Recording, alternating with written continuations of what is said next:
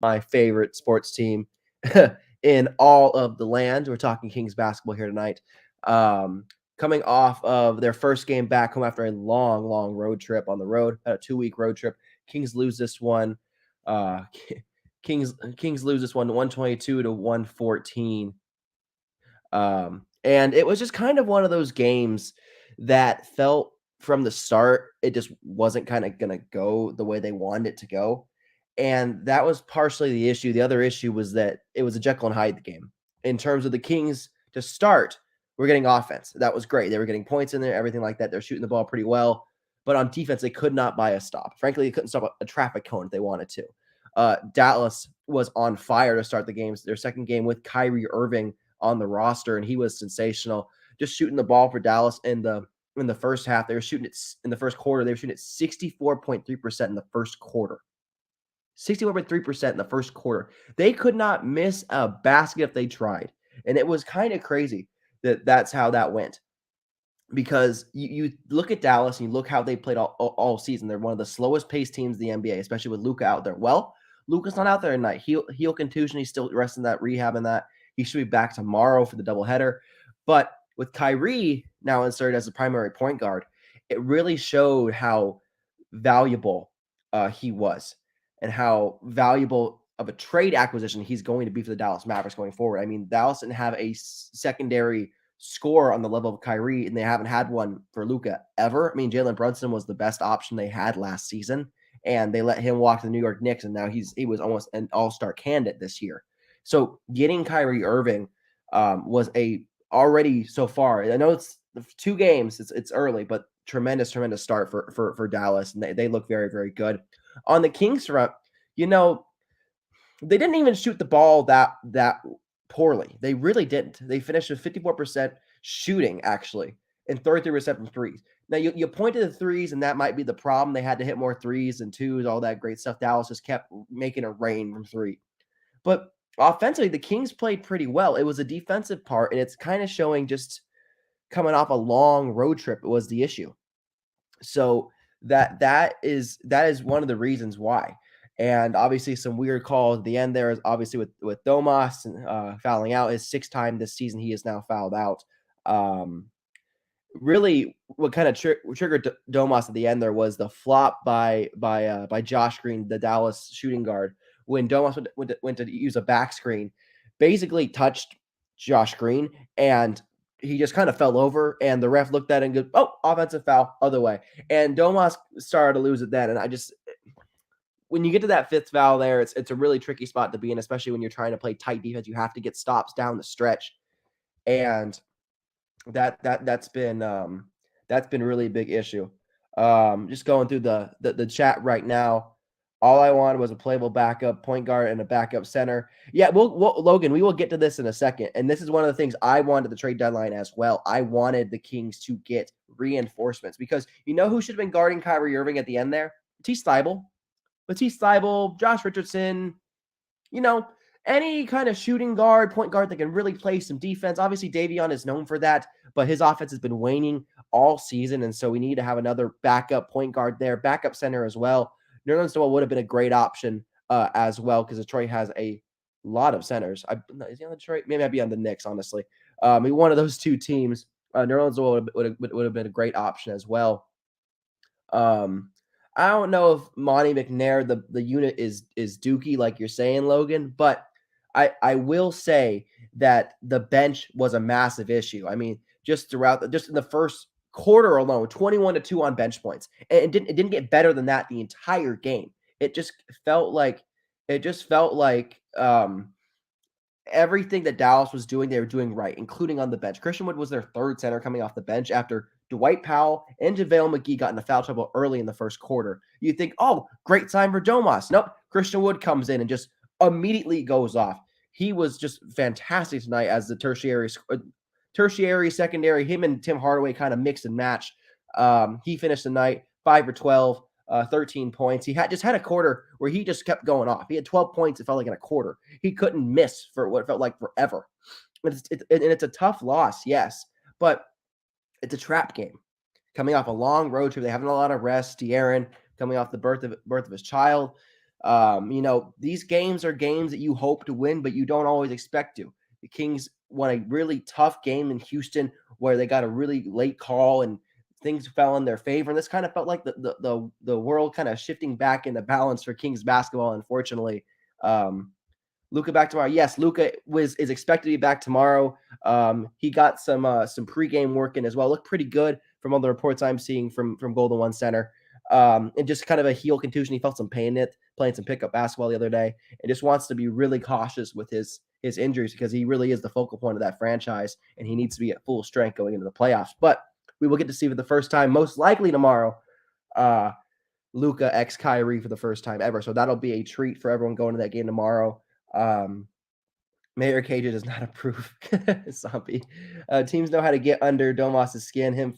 Yeah. I don't even know if I want to say they know how to get under his skin. I just think he has a really, really weird whistle. As we've all seen since we got Domas a year ago at the trade deadline, a little more than a year ago now. It's kind of crazy to think about that Domas has been here in Sacramento for over a year.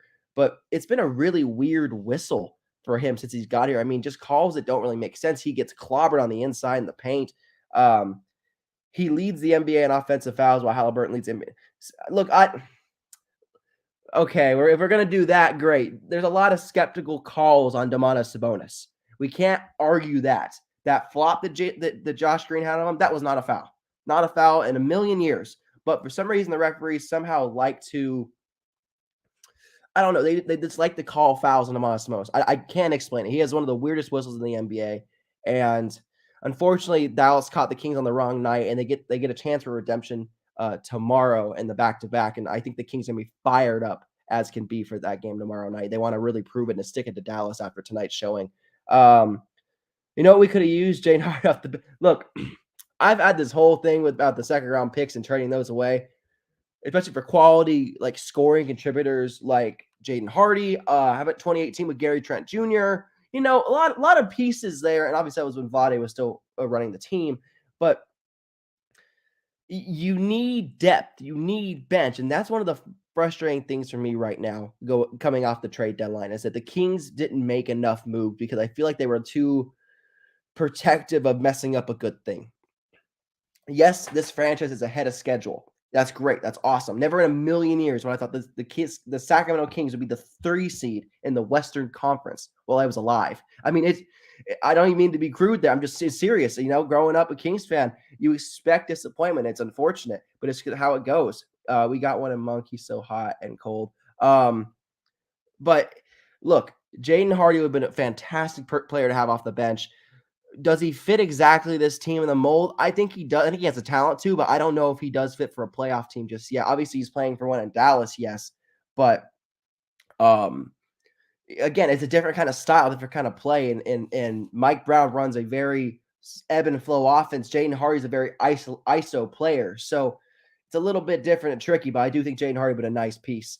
Just going through the comments again, I'd take an injured Gary Payton now. That's not nice, Zombie. That's not nice. I look, TD's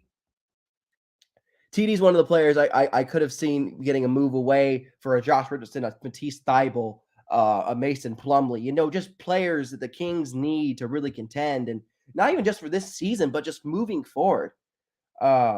Just moving forward that the Kings could add back. Mason Plumlee's not going to cost a lot. He's in his early 30s. He's making, I think, $9 million on an expiring contract. He could probably get down to like a $6 million a year for 2 years, like a 2 for 12, something like that. It'd be great to have Mason Plumlee, I think, for that kind of contract. But Matisse Thybulle, great to have him on like an $8 million contract a year because we need more lockdown defenders. So we'll see what happens with the buyout market. But the Kings not making a big move at the trade deadline was really baffling to me. Not surprising because I kind of called it because the Kings do weird things. They just always have. They're the Kings. We all expect it. But it's very interesting that this is where we're at, is that the Kings didn't make any trade moves to be better going into the playoffs. Think about that statement. The Kings are heading to the playoffs most likely. Unless a catastrophe happens, they're going to be in the playoffs, possibly with a round 1 home advantage. That'd be incredible. That'd be incredible for the Kings. You wouldn't have said that at the beginning of the year and be happy about that. So, Logan, I am with you. I am in love with Monty as long as he gets the team to playoffs. If we somehow drop to play in and get booed, I will be livid, and we did nothing. Again, Logan, I am with you with your entire sentiment that you said. If we make the playoffs, I'll be thrilled. If it's a play in and we get booed in the play in, I'll be a little upset, and I will look back to the trade down and be like, we could have had Richardson, we could have had Thibault, could have had Plumlee, we could have had just there's so many players that I feel like were very, very cheap. They were very, very cheap, especially because all the second rounders were going around. I mean, we have like 11 of them in the next like 5 years, something crazy like that. We have a lot of picks on the second round, especially that we can use. And the Kings and Moneymaker just wanted to stay pat. And you respect it, you get it. It's a young core. You want to see them grow together. But man, like Logan said, if they make the play-in, not the playoffs, and get booed in the play-in, whew, there'd be a lot of questions about why we didn't do that. Kevin, you're going to your comment. One of the few bright spots tonight, Keegan freaking Murray. That man, Keegan Murray. Wow. He is an NBA player if I've ever seen one. He 6 for 10, 4 for 5 from 3, 16 points, 3 rebounds, 2 blocks. I mean, just overall how he played tonight. He was fantastic. Where it got to a point where it was like, can we just give the ball to Keegan Murray and just let him kind of cook? Just get him an open-looking 3 and let him go for it, because he was playing like Kyle Korver half the time. And I know the 1 3 he missed was an air ball because he was doing a kind of turnaround Korver shot. Keegan, careful now, careful. Those shots are risky. I like you, straight up and vertical, centered of gravity kind of thing. But this kid, he was a standout at Iowa, and now he's really showing it. He's really, really showing this potential that he has. I don't know what the ceiling is. We really don't know. People are saying the King can be the best player on the Kings in 2-3 years. We got to pump the brakes on that. De'Aaron Fox is an all-star. DeMonte Moses is an all-star.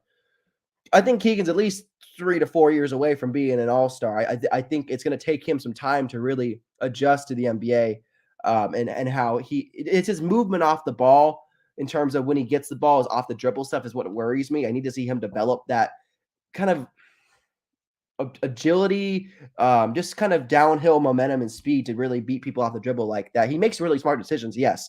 But I need to see Keegan kind of transform his game into more than just a spot-up shooter, which is kind of what he's been doing this year for this Kings team, which is fine. It's what he needs to do. That's his role this year. But he also needs to figure out how to score when everyone else is covered too. Because whenever Keegan is covered right up, he kind of just looks to pass it out. I love Keegan. He's great. He's awesome. He's going to probably get better. But we can't say he's a finished product just yet. Let's be real. If the Kings made the play-in at the beginning of the season, we would have been happy.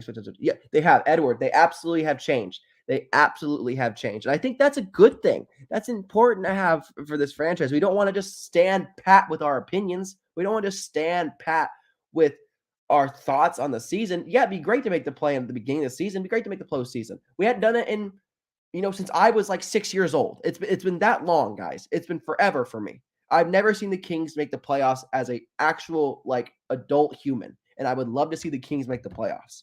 And that's where we're at right now, is that expectations have changed.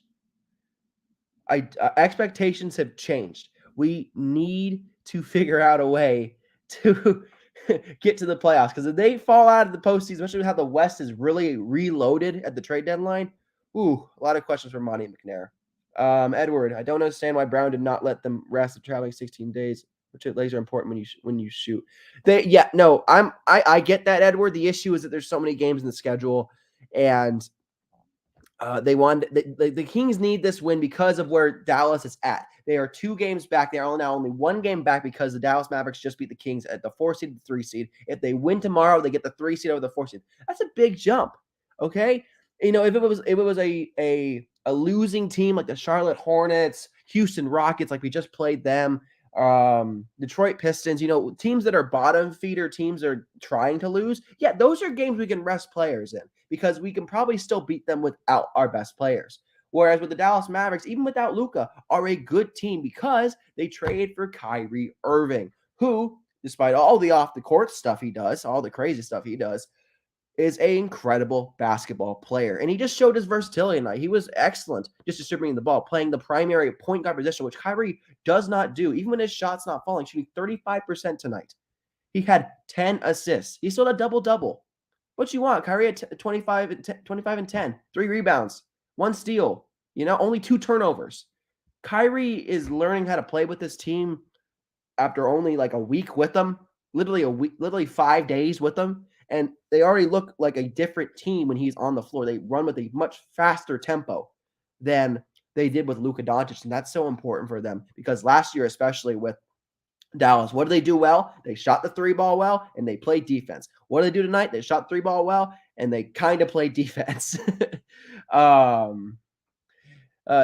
and the league only gave the Kings a day off after a long road in the BB. Then they really they look, the schedule just is the schedule, Edward. It's tough. It's really, really, really tough, and you wish you had more time off. And again, it was a trap game.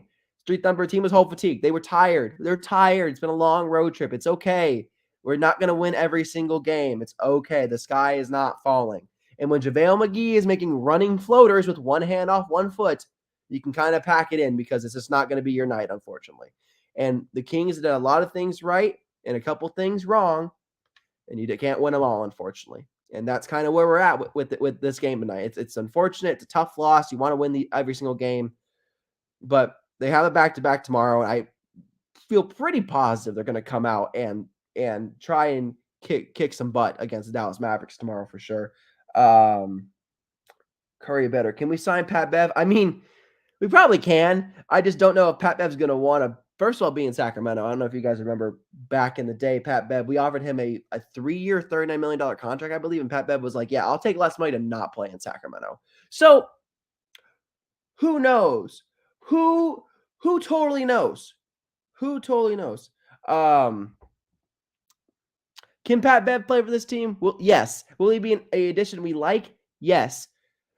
Is he the same player he was 3 years ago? No. And we kind of saw that in the Thunder game when LeBron broke the record, is that Pat Bev was kind of mauling Josh Giddey, mauling Jalen Williams, mauling Shea, and they were kind of just going right by him. And I like Pat Bev as kind of a locker room guy, but I don't know if his ability is totally there anymore. Yeah, maybe Reggie Jackson, Curry better. Maybe Reggie Jackson. Edward. No, I'm not saying this guy's falling, but these games matter. In fact, the playoffs just started. Exactly. No, Edward, I'm with you, Edward. I am totally with you. The sky is not falling, but these games absolutely matter. And that's exactly right. The playoffs start now after trade deadline. This is where the Kings have to play their best stretch of basketball, especially now being back home. They got to win most of these games. They really have to. They want to keep a foothold on the Western Conference and the standings. They have to keep playing well. Yes, we broke the win total for last year. Yes, all of that. The expectations have changed. Okay, the expectations have totally changed for the Sacramento Kings team. If they can find a way to finish with a top 5 seed, that's a win. That is such a win. It's actually unbelievable how I'm even saying that. 31-23. If they can finish the season with, I don't know, 45. What's a good number? 45 wins, 48 wins. Probably 48 wins is probably a good number for this Kings team. If they can win 17 more games, that's a good job for this Kings team. Yeah, the Kings got to win these games. They have to win these games, and that's important, especially considering the games against Western Conference foes you're going to probably see in the postseason if you get past round 1, like the Mavericks. You want to have these games under your belt so you know how to play them correctly, you know what worked, all that great stuff.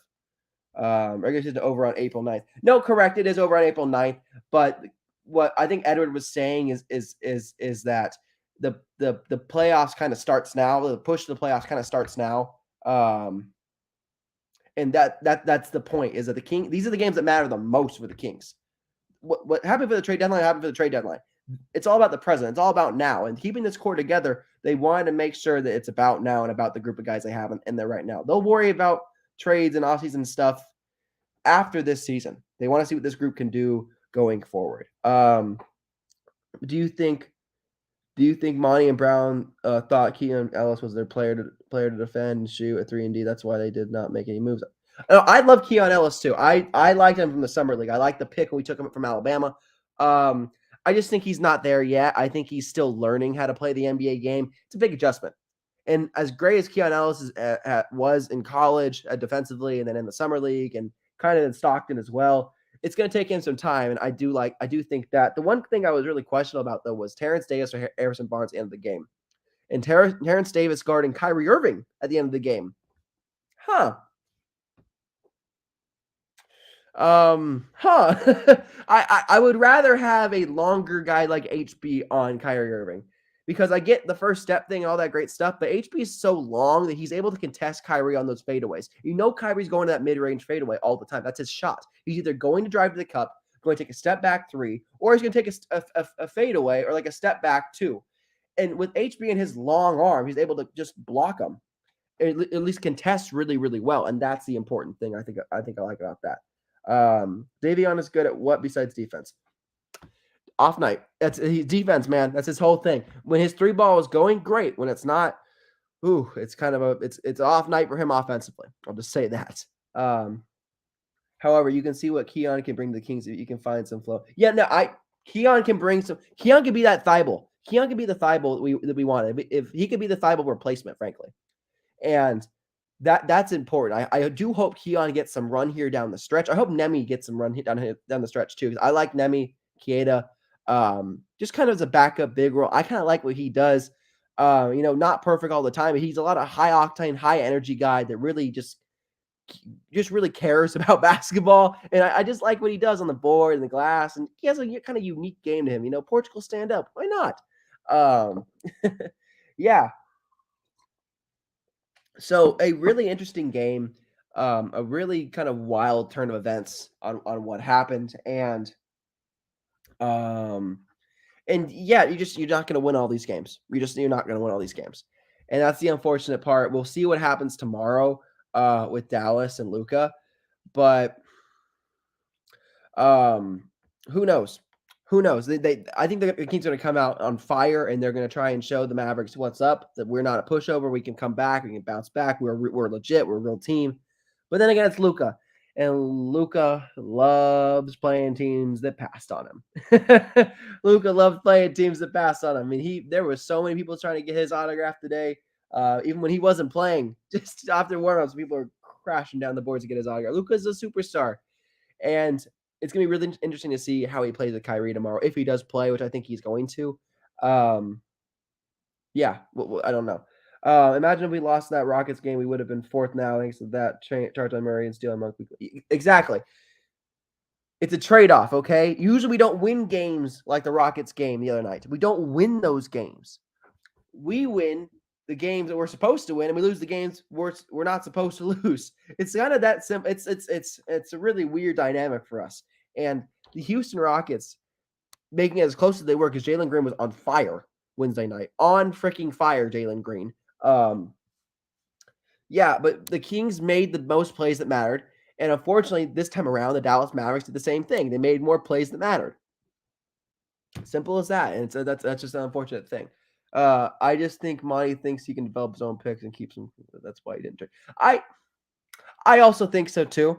I get what you're saying there, Edward. As a lot of us saw in this chat feel this a similar way. Would have loved to see at least one or two moves besides Kessler Edwards, because I don't think Kessler is going to get much time in the rotation, unfortunately. Just a prediction. I just don't. I wasn't very moved by the Kessler Edwards move. I guess. This loss is on Brown. Substitution in the first was key to the loss. I don't know if it was on Brown. I just think the Kings couldn't. The Mavericks were just hitting every shot. I don't know how you beat a team when they're shooting 64% from the field. Like I don't think you can beat a team when they're shooting that well. And that exactly, yeah. The Kings, but the Kings held the Mavs to only 48 points in three quarters, but that first was a disaster. It was an absolute disaster.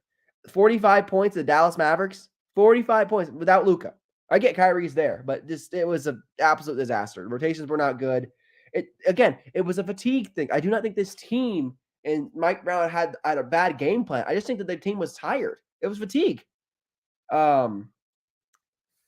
He took Fox out at 6 minutes.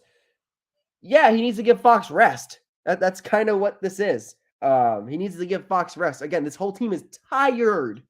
De'Aaron, he needs rest, man. De'Aaron needs to be able to rest and get his time off because De'Aaron goes the 6 minutes out and then starts the second quarter typically, and then goes out, comes back in around the 4 or 5 minute mark. It's a moving rotation, but it's a set rotation that makes sense for how Mike Brown wants to run his stuff. I'm not going to question Mike Brown in his substitution most of the time. I will question Terrence Davis one. That was a weird one, but most of the time, especially with Fox, he's doing it to protect the player. And even after Malik Monk got hurt, hopefully Malik Monk is okay with that ankle injury. De'Aaron had to pick up a lot of the slack. And that's a lot of minutes for a guy coming off a long road trip, coming off just having a kid. It's a lot of emotional toll. We don't always factor in the off the court personal stuff that's going on in people's lives, whether good or bad, and how that can affect play. De'Aaron will be fine. He'll come back, and he did a great game still. He had like 34 points. He was great. De'Aaron was fantastic for the Kings tonight.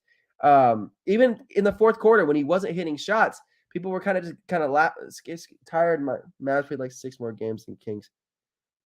Okay, we're just gonna hate on the Kings. Look, it's a long road trip. They're just tired. Look, De'Aaron Fox, 10 for 16 tonight, 1 for 5 and 3. Unfortunately, his 3-ball was not falling up, but 33 points, 6 rebounds, 5 assists, +7 on the plus minus. I mean, De'Aaron did what he needed to do. De'Aaron did we need to do. Even when he wasn't coming up clutch at times in the fourth, he still got it going too. And just unfortunately, the Mavs made more plays than the Kings did, and that's how this ended up going. His kid was at the game tonight. Yeah, no, that was really cool seeing Rain there with Reese. That was really, really cool seeing them. Lack of rest is hurting Herter. He needs a few days off. Herter, he's been on a real slump, and Malik had one earlier this season. And he's been kind of on a real slump. And even though we had a good game today with 6 for 10, but 0 for 3. The 3 balls was what's been really concerning for me is that Kevin Herter,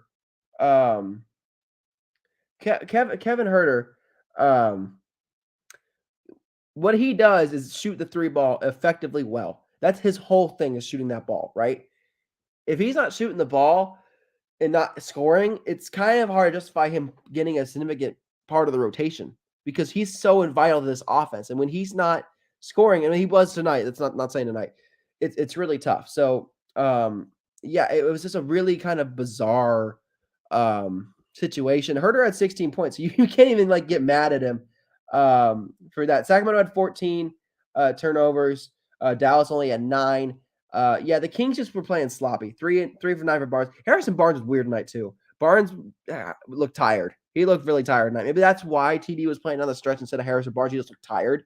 I wouldn't worry about this game. I just wouldn't worry about it for the Kings. I think they're gonna be just fine. I think they're gonna come back and bounce back and win tomorrow. I really do, because the Sacramento Kings have proven this season that even when they fall down, they pick themselves back up, dust themselves off, and they give a good performance. And I think that's what the point of this Mike Brown team is, that we're not gonna win every game. We're not the best team in the league. We're not. We still have some missing pieces. We're growing as a unit. But the important thing is that we're going to play hard every night. We're going to try and give it our best, and let the chips fall where they lie, and that's it. If you're blown by 20, I agree with you, Curry. Better, I agree. If you're blown by 20, like it was going, that'd be a problem. But the Kings rallied back. They could have just mailed it in. They were by 24 points in the third quarter. 24 points. They could have mailed it in. No, they bounced back and they made it a close game. They worked their butts off, and that's important. That's just a sign of a good basketball organization. I heard James Ham saying the Kings always practice between games, and that was not. It's possible. Again, Mike Brown does work his players a lot. It's true. They may need a day off.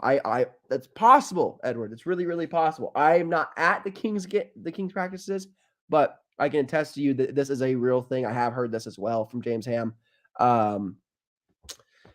Mike Brown wants his guys to be the least tired on the court at all times. And unfortunately, days like today can happen because of the overworking and the schedule and all that great stuff.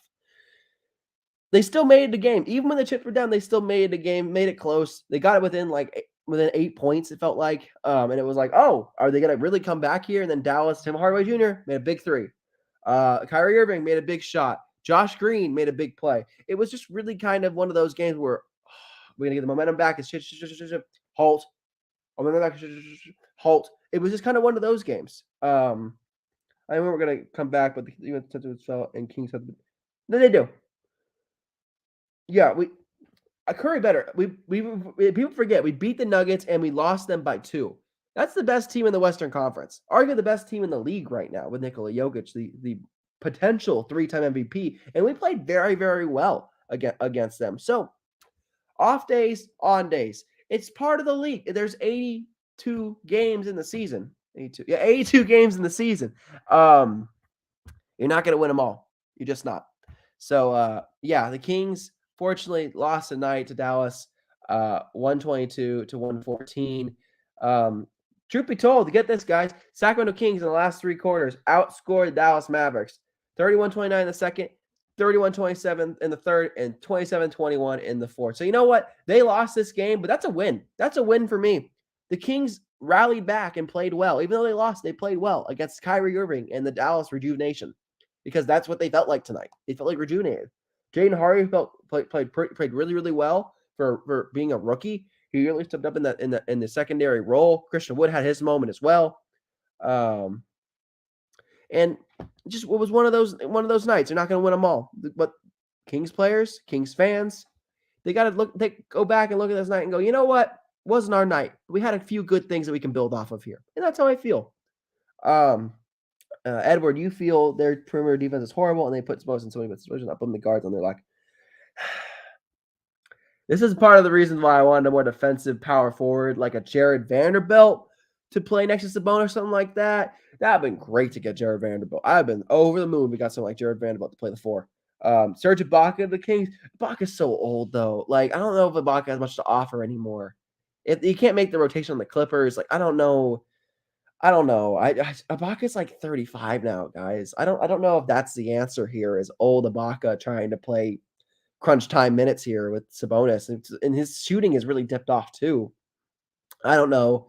The secondary market for big men is not great, but for shooting guards, point guards, that's a good market. But for the big men, I don't know. It's a really tricky to see what they do in the secondary market and who they can attract. Honestly, I'm very, very curious to see who the Kings attract, because the Kings are, wow, obviously in the past they were a not a desirable destination to go to and sign for. I think with how they're playing and the system and the style they're playing, I think it's a possibility that they may attract a solid, free agent acquisition, maybe a backup point guard. Who knows? It could be a Reggie Jackson. It could be a Patrick Beverly. Who knows what it is? You never know. I do think there's a move or two the Kings are going to make. I just don't know what it is, and how big of an impact it's going to have.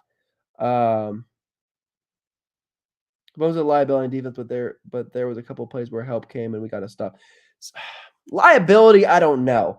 Not a plus defender, yes, I'll give you that. And that's why I want to surround Sabonis with more perimeter defenders so they're able to switch, like Jared Vanderbilt can switch. Trey Lyles. I felt like Trey Lyles didn't I don't think Trey Lyles played tonight. That was an issue too.